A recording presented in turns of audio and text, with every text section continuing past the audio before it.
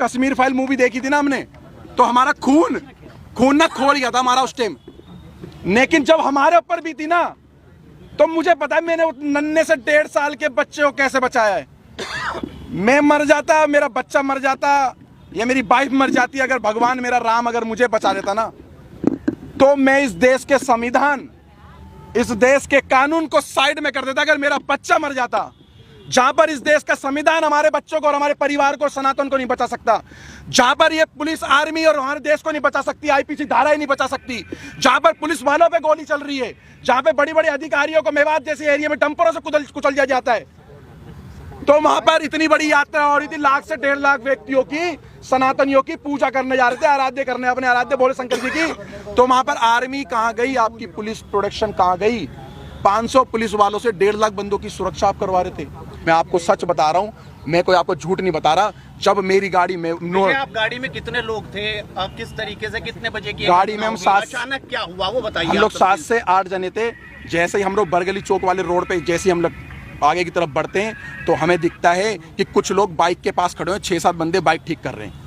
हमें थोड़ा सा शंका हुई कि 6-7 बंदे बाइक ठीक कर रहे हैं। आगे एक ऑटो, कम से कम 10-15 बंदे ऑटो ठीक करने में लग रहे हैं। एक ट्रक, एक डंपर के आगे उन्होंने बाइक को लिटा रखा और ट्रक वाले की गरवान पकड़ रखी है। सब एक प्री प्लान था कि एक हवा बना रहा था कि भाई लगे किसी को कि हम लोग ये हादसे में खड़े हुए, लेकिन वो हादसे में नहीं थे।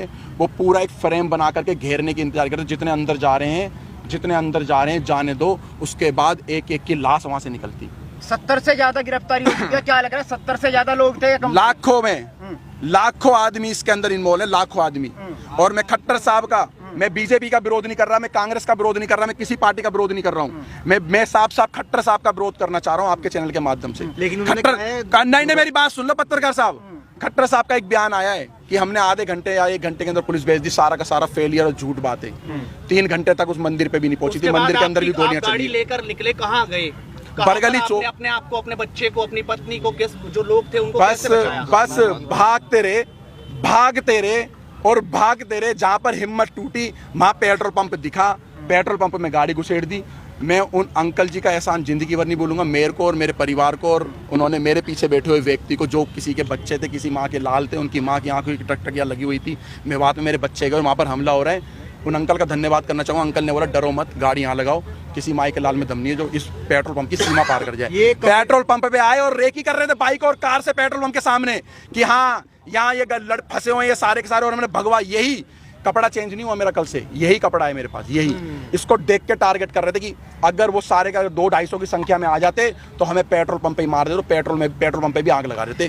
गोली भी चली, मेरी गाड़ी पे गोली नहीं चली, मेरी गाड़ी के सामने से बिल्कुल गोली गई, हवा में गोली फायर करी उन्होंने कट्टों से, और ऐसे वेपन उनके हाथ में थे जो दिल्ली पुलिस के भी हाथ में ऐसे हथियार नहीं थे, आर्मी वालों के पास भी नहीं होंगे। मैं कहा दिल्ली पुलिस, हरियाणा पुलिस के हाथ में ऐसे हथियार नहीं थे, इतने बड़े बड़े आतंकवादी हैं सारे के सारे। मैं आपको बता देता हूँ शुरुआत कहाँ से हुई है। हम फरीदाबाद से जब निकले हैं अपने वाहन से, इनकी गाड़ी हमारे से आधा घंटा लगभग पीछे थी, आधे से पौन घंटा, किलोमीटर के हिसाब से नहीं बता सकता, मगर जिस समय हम लोग वहां से जा रहे थे, रास्ते में हमारी गाड़ी के पीछे 2-3 बाइक वाले लगातार चल रहे थे, जो फरीदाबाद से नूह और मेवात तक थे।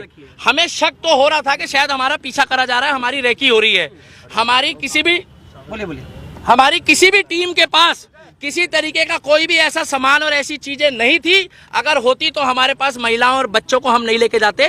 केवल शोभा यात्रा थी, जो पिछले कई वर्षों से वहां पर शोभा यात्रा चलाई जा रही है, और शोभा यात्रा में जल चढ़ाया जाता है, पूजा पाठ करी जाती है, और उसके बाद उन मंदिरों से अपने अपने स्थान वापस जाया जाता है। मगर वहां पर जिस तरीके से भीड़ थी, सबके कानों में छोटे वाले वो ईयरबड लगे थे। हमारी बाइकों के साथ भी जब हमारी बाइकें रुकी है, कुछ काफिले में 4-5 गाड़ियां रुकी है, हमारी गाड़ियों के साथ एक बाइक वाला रुक के गया है, जिसने ये बताया है, वहां पर सबने देखा है कि कुछ लोग यहाँ भी रुक गए हैं, भेजो। जब हमारे को बोला गया कि ना तो आप यहाँ से निकल जाओ, पीछे पत्थरबाजी हो चुकी है, और मेरे पास एक वीडियो भी है जब हम लोग वहां से निकले हैं, मैं अभी वो क्लिप नहीं दिखा पा रहा मोबाइल में, उस वीडियो में उस व्यक्ति ने साफ बताया कि सर यहाँ से आप चले जाओ, वहां पर प्लान बन चुका है कि कुछ लोग आगे फंसे हुए हैं, वो आ रहे हैं, और वो व्यक्ति ने खुल के बताया, मगर मेरी बाइक का नंबर मत दिखाओ। दूसरी बात यह है, हमारे आसपास से पत्थरबाजी हुई है, वहां पर बुजुर्गों ने चलाए हैं, महिलाओं ने चलाए हैं, सबसे बड़ी बात यह है कि ये बच्चों को पहले टारगेट करते हैं, छोटे बच्चों को आगे लाते हैं जिससे उनकी जमानत हो जाए, उनको जज के आगे पेश करके ये दिखाया जाए कि ये एक बच्चा है, ये बालक है, ये भावनाओं में आकर अपनी सुरक्षा में फेंकना शुरू कर चुका है। 4 दिन पहले से वहां पर पोस्ट चल रही थी कि इनको मेवात की धरती में पैर रख के दिखाओ, हम तुम्हारे बाप के नौकर नहीं है। मेवात को ये दिखाना चाहते हैं, कहते हैं हिंदुस्तानियों तुम वापस जाओ, मेवात हमारा है। हिंदुस्तान, मेरे को क्या पता पत्रकार कहां से आए, आपको पता कहां से आए पत्थर? आप बताइए, मुझे क्या पता कहां से आए, कैसे पत्र, इसी पत्रकारिता के चक्कर में जो है ना मजाक बनाए हुए। एक बार रुक जाओ भाई साहब, इसी पत्रकारिता के चक्कर में पत्थर उनकी छत पे थे तो मुझे क्या पता किसका लेंटर तोड़ के लेकर आए वो। चौथी मंजिल से पत्थर कहां जाएंगे, कौन एक ईंट उठा के चौथी मंजिल में जा रहा है? बाइक का शोरूम लूटा जा रहा है, हिंदुओं की दुकानों को टारगेट किया जा रहा है, और केवल वहां पर जब दिख रहे हैं मुसलमान, एक जगह कहा जाता है मुस्कुराइए आप लखनऊ में हैं, और एक जगह कहा जाता है बच के रहिए आप मेवात की नगरी में हो। ये फर्क देखा जा रहा है। पूरी तरह से फेलियर था, बिल्कुल फेलियर था। अगर अनिल विज की वहां पर 700 पुलिस थी, 700 पुलिस उन्होंने बताया है, उनके हाथ में हथियार थे जो सरकारी होते हैं संवैधानिक तौर पे, वो सारे बेकार थे, बोकस थे, कहीं कोई लाठीचार्ज नहीं हुआ, वो मूक दर्शक थे। आपके पास वीडियो क्लिप है, आप देखिए।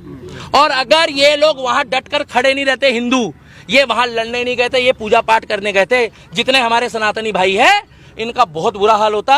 और मैं आपको गारंटी दे रहा हूं जो सरकारी आंकड़े अभी आ रहे हैं वो सरकारी आंकड़े ठीक नहीं है। अच्छा, घटना का सारा ठीकरा मोनू मानेसर पर फोड़ा जा रहा है। वो तो बोलने को तो मोनू मानेसर पे ठीकरा कश्मीर का भी फोड़ दो, फिर अगर मोनू मानेसर ने करा है तो पश्चिम बंगाल में भी फोड़ो, हरियाणा में भी फोड़ो, उत्तर प्रदेश में भी फोड़ो, और आपका क्या नाम है जो मणिपुर में घटना हुई उसके लिए भी बोल दो। मोनू मानेसर का उस घटना से क्या लेना था? ना मोनू मानेसर हमारे साथ था और ना हमारा सनातनी होने के नाते उस समय कोई मतलब था। हमारा मतलब केवल इतना था कि एक शोभा यात्रा थी, जिस तरीके से मुहर्रम में सारे मुस्लिम एक होकर जब यहाँ पर इन्होंने खुद नागलोई में दंगा करा, वहां कौन मोनू मानेसर था? वहां कौन सी आरएसएस की साजिश थी? वहां किसने बोला कि मोनू मानेसर का नाम लिया गया? अरे वो तो आपस में ही भिड़ गए। और भाई साहब, कलाम की सोच वाले हिंदुस्तान में मुस्लिम घट गए हैं, कसाब की सोच वाले बढ़ गए हैं। लिख के ले लो, 2024 में अगर मैं अभी भी कह रहा हूं कि बीजेपी को वोट मत दो, केवल उस व्यक्ति को वोट दो जो हमारे धर्म के लिए, क्या कर रहे हो भाई, जो हमारे धर्म के लिए बात करे, जो हमारे धर्म के लिए बात करे, जो सनातन धर्म के लिए बात करे।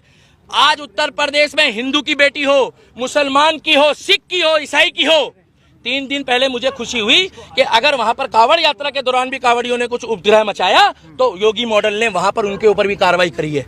विकास दुबे कौन जाति का था? वो एक धर्म सनातनी था, हम लोगों ने कोई विरोध नहीं करा। मगर दुनिया जानती है, जब अतीक अहमद मारा गया, अतीक अहमद के साथ जो कांड हुआ, हमें नहीं मालूम किसने करा, तब इन्होंने क्या बोला कि वो शहीद हो गया। तब इन्होंने क्या बोला कि भैया वो हमारा बंदा था। इन्होंने तुरंत सपोर्ट करी। और मैं अब भी कहता हूं, अगर जुनैद के जो भी हत्यारे हैं, जुनैद और नासीन के जो भी हत्यारे हैं, उनको फांसी हो, चाहे वो हिंदू हो, मुस्लिम हो, सिख हो, ईसाई हो, क्योंकि ये खुद बोलते हैं अपराधी का कोई धर्म नहीं होता। तो हम भी कह रहे हैं अपराधी का कोई धर्म नहीं होता। अगर वो राजस्थान पुलिस ने मोनू मानेसर को क्लीन चिट दे दी, तो मोनू मानेसर की जो क्लीन चिट देने वाली सरकार है वो तो राजस्थान की कांग्रेस की है। हमारी मांग एक ही है, 2024 में मुझे नहीं लगता कि बीजेपी की सरकार वहां पर खट्टर सरकार आएगी। अगर वहां पर बुलडोजर नहीं चला योगी बाबा वाला कि इधर गड़बड़ हुई, इधर ना तारीख ना सुनवाई, वही फैसला। हमें चाहिए योगी मॉडल, हमें चाहिए बुलडोजर मॉडल, और हमें चाहिए योगी बाबा वाला प्रोटोकॉल। और हरियाणा करवाना चाहते हैं। मेवात कौन बोल रहा खाली करने? उत्तर प्रदेश खाली हो गया पत्रकार महोदय। उत्तर एक मिनट मेरे को बोलने दो। उत्तर प्रदेश खाली हो गया। कौन मुसलमान परेशान है उत्तर प्रदेश में? कितने मुसलमान भागे वहां से? भाई साहब पत्रकार हो, अपने मुंह से जवाब दो, कितने भागे वहां से? एक भी मुस्लिम नहीं भागा है, कमा के खा रहा है। मगर फर्क इतना है कि यहाँ वाले पत्थर चला रहे हैं और वहाँ वाले डर के मारे फूल चला रहे हैं। लोग तो कहते हैं भारत का मुसलमान डरा हुआ है, इतना डरा हुआ है मुसलमान। हाँ, डॉक्टर बन रहे हैं, इंजीनियर बन रहे हैं, आईपीएस बन रहे हैं, पुलिस वाले बन रहे हैं, सीआरपीएफ में जा रहे हैं, आर्मी में जा रहे हैं, और इतने डरे हुए हैं कि करते करते में 30% आबादी हो गई। बच्चे पैदा भी डर डर के कर रहे हैं क्या ये लोग? क्या डर के खौफ में बच्चे पैदा होते हैं? पुलिस तो वहाँ थी। अरे कैसी बातें कर रहे हो? पुलिस तो हमारे सामने थी। हाँ। ये पूछो कि और बल कब आया है? कब आया? और बल जब आया है जब वो वहाँ पर पूरा माहौल खराब हो चुका था। हाँ। जब वहाँ पर लोग मारे गए, वहाँ पर, एक मिनट लास्ट बात बोलना चाहूंगा, 2024 में हरियाणा वालों हाथ जोड़कर सुन लो, सभी एडिटर को कह रहा हूँ, डॉक्टर, इंजीनियर, प्रोफेसर, आईओ, जज साहब जो मेवात में हुआ है वो मेवात फाइल बनने की तैयारी कर दी थी इन लोगों ने, उसमें कुछ छोटी मोटी खामियां रह गई। वहां पर आज भी खेतों में हमारे हिंदू भाई पड़े हैं। मैं हाथ जोड़ के कहता हूं उनका रेस्क्यू कर लो। आज की पोजीशन में भी अगर रेस्क्यू नहीं करा तो कल तक वहां से बहुत खबर आएगी। और 24 में जो सरकार चुनोगे, हमें कोई मतलब नहीं बीजेपी को वोट मत दो। निर्दलीय को जिता देना, मगर जो हमारे सनातन धर्म और हिंदू धर्म की बात करेगा केवल उनको जिताना।